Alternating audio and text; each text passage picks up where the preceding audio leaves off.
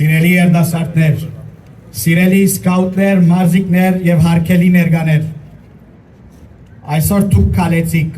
գարքով, միասին, նույն թրոշին տակ։ Շատերուն համար այս մեկը կգրնա թվիլ որպես սովորական արարողություն, բայց իրականության մեջ ասկերը այսպես կշարունակվին։ Այս քայլերը միայն քայլեր չէին, անոնք շարունակություն են այն պայքարին, որ սերունդներ մեզ մե առաջ մղեցին, չհուսահատելով և չհանձնվելով։ 1918-ին մեր ժողովուրդը գրեթե ոչինչ ուներ, ոչ պետություն, ոչ բանակ, ոչ ապահովություն, բայց ուներ մեկ ուժ,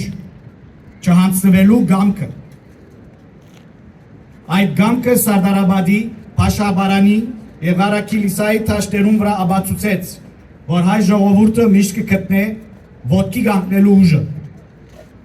Անոր պատգամը այսօր ալ նույնն է, հայը միայն վերաբրելու գոչված չէ, այլ գառուցելու, առաջնորդելու և պատասխանատվություն կրելու։ Այսօր թեև պայմանները դարբեր են, այդ պատասխանատվությունը չէ փոխված։ Մենք ունենք կրթություն, ազատություն, ցայն, հնարավորություններ,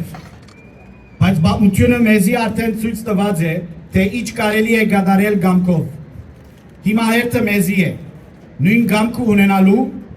և նույն արժանապատվությամբ կանգնելու մեր ինքնության և մեր իրավունքներու կողքին։ Անկախությունը միայն պատմության էջը չէ, ան ընտրություն է, ամեն օր։ Եվ այդ ընտրությունը այսօր ալ գտնվի մեր առջև, որովհետև մեր պայքարը դակավին ավարտած չէ։ Երբ Արցախահայը դակավին կպայքարի իր իրավունքներուն համար,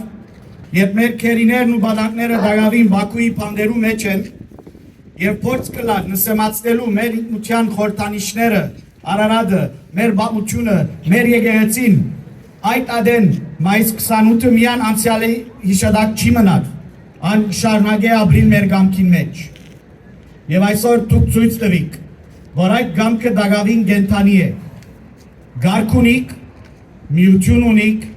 ուժ ունիք, և ամենակարևորը պատկանելիության զգացում ունիք։ Այս թրոշը մեզի ասավ ոչ պատահաբար, այլ զոհությամբ, հավատքով և պայքարով։ Մեր հերթն է զայն արժանավայել բայել և փոխանցել մեզ մե ետ եկողներուն, որբեսի անոնք ալ թրոշին տակ նույն հպարտությամբ շարունակեն քայլել։